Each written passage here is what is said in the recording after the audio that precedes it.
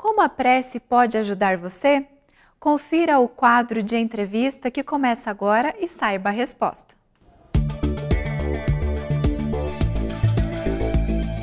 Olá, que bom que você está conosco. Começa agora o nosso bate-papo, a nossa entrevista. E hoje nós temos aqui a alegria em receber Sueli Brito.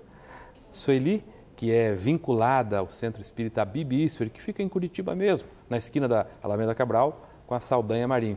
Na sua atividade profissional, atua como advogada, né? E aposentou, né, Sueli, recentemente como servidora pública federal, atuou na Receita Federal. Sim. Né? E a Sueli também, além de estar vinculada ao Centro Espírita Bibi Ísfera, faz palestras divulgando a doutrina espírita em diversas instituições aqui da região de Curitiba. Isso. Seja muito bem-vinda, Sueli. Muito obrigada, é um prazer estar aqui. Tudo bem, hoje nós estamos aqui para falar de um versículo do capítulo 11 do Evangelho de Marcos. Veja que interessante, né? Seja o que for que a gente peça numa prece, acredite que obteremos e será concedido o que nós pedirmos. A única maneira, Sueli, de a gente conseguir alguma coisa, segundo esse texto, é através da prece? Bom, em primeiro lugar, nós teríamos que conceituar o que é prece, né? Porque Allan Kardec vai nos colocar no Livro dos Espíritos, na terceira parte, no segundo capítulo, que a prece é um ato de adoração. E vai nos ensinar que é o momento em que nós falamos com Deus. Nós aprendemos também que Deus é a inteligência suprema, a causa primária de todas as coisas. Portanto, neste momento, eu vou pedir a Ele aquilo que é coerente com o meu estado de espírito. Então, o que nós deveríamos pedir na prece com garantia de que obteremos? Aquelas qualidades morais que nós ainda necessitamos. Por exemplo, nós precisamos ainda, para superarmos as dificuldades aqui da Terra, de paciência, tolerância, coragem.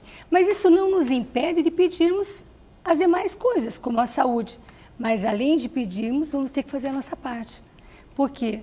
Porque quando Jesus nos afirma que nós vamos conseguir tudo, Ele, como veio nos dizer as regras de como obter o reino dos céus, né? Essa melhora espiritual, nós temos que entender que ele estava se referindo mais a isso, mas também nos ensinou a pedir o pão de cada dia, que é a parte material, e com certeza, se nós orarmos com sentimento, com fé, nós obteremos, sem dúvida alguma, primeiro, as condições de conseguir o pão. E é isso que Jesus nos ensinou. E a prece, muitas vezes, tem sido mal utilizada por nós. Porque quando nós vamos pedir, nós só lembramos das coisas materiais. E talvez, por isso, muitas delas não tenham resposta. Sim. E existe um jeito, assim, de fazer a prece, um método? Como é que o Espiritismo trata essa questão? Tem um jeito melhor, em pé, sentado, deitado, o que falar? Como é que se faz uma prece? Então, como a prece é uma maneira de nós nos comunicarmos com Deus, de nos aproximarmos dEle, nós devemos primeiro nos aquietar e lembrar que não há momento especial para a prece, também não há local, não há tempo. Qualquer momento que nós tenhamos necessidade de tomar uma decisão, de obter, às vezes, uma calma interna, é o momento de nós orarmos. Então, no Evangelho segundo o Espiritismo, está registrado que um dos melhores momentos para nós orarmos é pela manhã, quando começamos o dia. Mas os Espíritos nos ensinam, e Kardec também registra, que a qualquer momento nós podemos elevar o nosso pensamento a Deus, solicitando, em especial, tudo aquilo que nós necessitamos para desenvolver a nossa atividade no dia, sendo melhores sempre, como bons cristãos. A gente imagina assim, Deus sabe quais são as nossas necessidades, né? Então, Sendo assim, por que você considera importante fazer a prece? Por que ela deve ser feita? Ela é importante porque nós precisamos lembrar sempre que existe um Deus que rege todas as maravilhas do universo, inclusive a nossa vida. E que quando nós oramos, nós lembramos disso. E há uma maneira de nós relembrarmos que somos espíritos. Porque nós somos espíritos imortais e muitas vezes, quando estamos aqui mergulhados no corpo, nós esquecemos que somos espíritos e nos comportamos como um corpo que tem um espírito e não um espírito que tem um corpo. E aí acabamos no dia a dia esquecendo de que nós temos um compromisso maior junto a Deus. Porque sempre quando eu vou orar, eu peço a Deus, mas nem sempre eu paro para escutar o que Deus espera de mim. E muitas vezes nós já sabemos disso, porque Jesus já deixou claro. E nós precisamos cumprir aquilo que Ele nos solicitou, que é ser cada vez melhor, né? Muito bem, Sueli. Nós vamos fazer um breve intervalo e a gente já volta, porque tem desdobramentos, tem aplicações da prece, inclusive, né? Nós conversávamos antes da entrevista, dentro do lar, me parece que é possível, né? A gente fazer isso em família. A gente faz um breve intervalo, então, e já volta. A Vida em Foco vai para uma breve pausa e logo retornamos. Até já!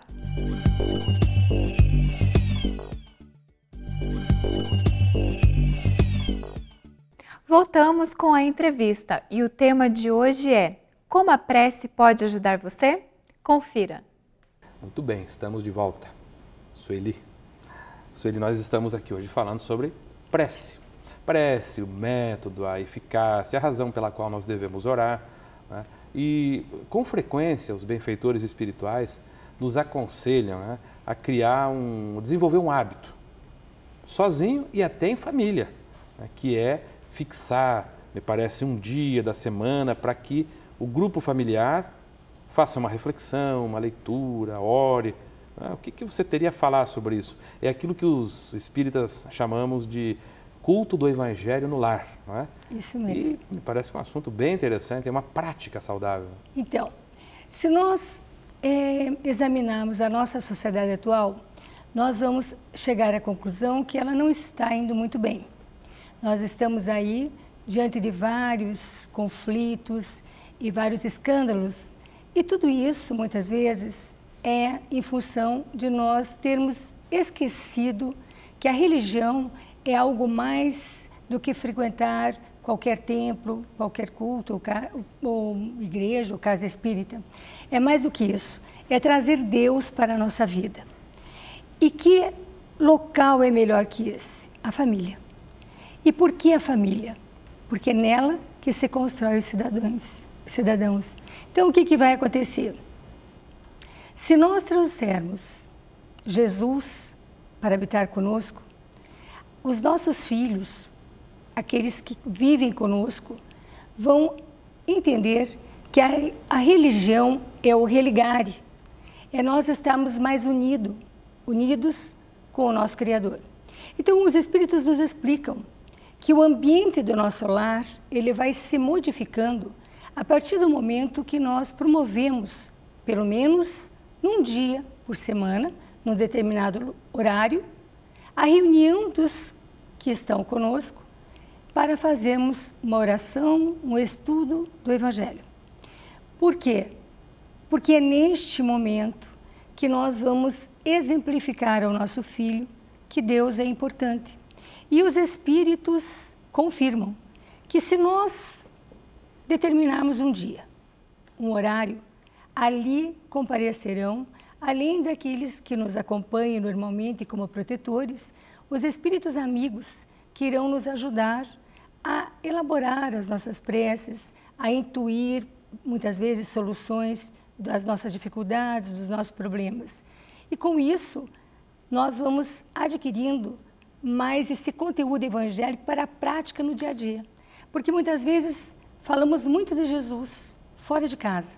Dentro de casa se torna difícil aplicar, principalmente quando nós tratamos de perdão, tratamos de amor. de afeto para aquele que vive conosco. Então, os Espíritos nos dizem que cada vez que nós nos reunirmos, ali nós estaremos acompanhados e, com certeza, o nosso ambiente doméstico será cada vez mais fortificado, com base no amor, no conhecimento daquilo que Jesus deixou como herança para nós, de boa conduta moral em direção a Deus. Então, na prática, Sueli, como é que funcionaria para aquela pessoa que está nos ouvindo? Né? Porque nós temos os telespectadores lá do interior do Maranhão, de Goiás, pessoas que talvez nunca tenham, até do interior do Paraná, né, sobretudo, que nunca tenham tido acesso a essa informação. O que eu faço? Eu escolho um dia da semana, um dia que a família toda está disponível também, né? Eu queria fazer até uma colocação. Existem pessoas que moram sozinhas. E isso não impede a realização do evangelho, do culto do Evangelho no Lar. Por quê? Porque nós podemos escolher um dia de semana. Então, por exemplo, domingo, escolhemos um horário. E a partir daquela escolha, nós vamos nos reunir, ou se estamos sozinhos, podemos colocar um copo de água ou uma jarra com água, porque os Espíritos nos explicam que a água pode ser fluidificada. Magnetizada. Magnetizada, né? Isso mesmo. E nós vamos fazer uma oração inicial e estudarmos o Evangelho, que não precisa ser obrigatoriamente Evangelho segundo o Espiritismo. O Evangelho de Jesus, didaticamente. Então, passo a passo. Por que que eles nos ensinam? Porque o Evangelho ele tem uma metodologia. Então, se nós começarmos do início e formos estudando, o nosso aprendizado, a nossa compreensão vai se desenvolvendo. O que nós fazemos em seguida? Depois de lido, fazemos comentários. Se não estivermos sozinhos, as crianças podem participar. As crianças podem participar, devemos estimular a presença das crianças, inclusive buscando histórias infantis, que existem várias, em todas as religiões existem histórias infantis dedicadas à moral. Estimulamos a participar. Eu até ouvi um expositor dizendo que até embaixo da mesa ele já fez evangelho, que o filho ia e ele ia seguindo o filho para brincar junto. Então, nós temos aí já comentários rápidos, não é momento de se fazer cobrança, nem para filho, nem para cônjuge. E logo depois fazemos um encerramento também com oração. Não precisa superar 30 minutos. A nossa orientação, os Espíritos nos orientam, que não precisa durar mais que meia hora. O importante é que todos que estejam ali criem o hábito de estarem de coração, com sentimento, para que não seja uma mera repetição de palavras. Na sua experiência dentro da instituição espírita, você tem algum retorno daqueles que implantaram esse hábito para reunir a família e conversar sem censura, sem cobrança? Como é que tem sido esse retorno? Nós temos, para a felicidade nossa, nós sempre recebemos informações, por exemplo, de pessoas que passam por momentos muito difíceis de doença, de desequilíbrios emocionais, e quando nós sugerimos que eles façam o Evangelho, a resposta vem logo depois, no sentido de que eles conseguiram uma harmonia maior, um entendimento maior, uma compreensão maior até para a dificuldade, conseguindo superá-la com mais tranquilidade. Então, o retorno é real. O que nós precisamos ter é disciplina, porque muitas vezes a pessoa realiza numa semana, na outra semana não realiza. É importante nós entendermos que todo hábito tem que ser criado, e esse é um hábito novo que nós devemos criar. E naquele dia, recomendo aos espíritos também que nós evitemos outras atividades fora de casa, porque o Evangelho no Lar continua mesmo após o encerramento dos encarnados, porque muitas vezes nós somos atendidos durante o momento do sono. Muito obrigado, Sueli. Obrigada a vocês. Bacana. Então, você que nos acompanhou, olha aí, temos uma sugestão que a Sueli nos trouxe, né? Tentando detalhar o método, o jeito de fazer. Muito obrigado por essa contribuição. Que você possa retornar outras vezes para nós batermos mais papos. A você que nos acompanhou, fique conosco, porque a Vida em Foco continua.